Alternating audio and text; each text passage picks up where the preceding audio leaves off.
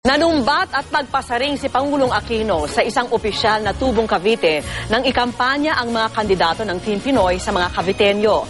Ang mga pambato naman ng United Nationalist Alliance nag-ikot sa Tarlac na kilalang baluarte ng Pangulo. Saksi si Ruth Cabal.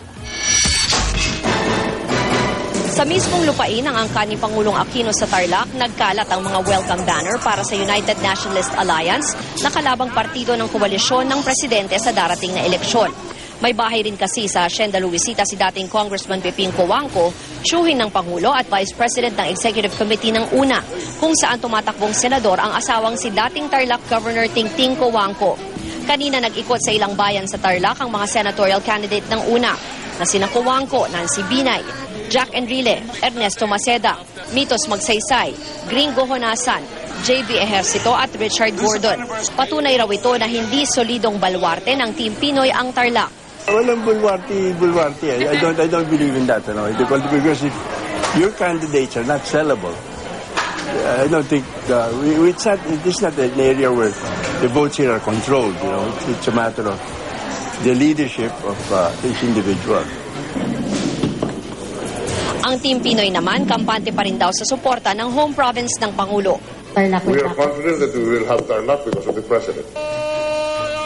Sa Dasmariñas, Cavite, nanuyo ang Team Pinoy sa pangunguna mismo ng Pangulo. Kasama niya ang ilang pambato sa Senado ng Team Pinoy na sina Risa Ontiveros, June Magsaysay, Sani Angara at Bam Aquino.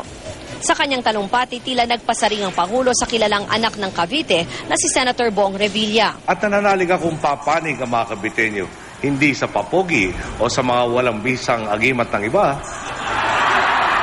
Kung minsan may makakausap ko, hindi ko na mapapangkitin kung sino. Ang sinasabi sa akin kalimutan na natin na nakaraan.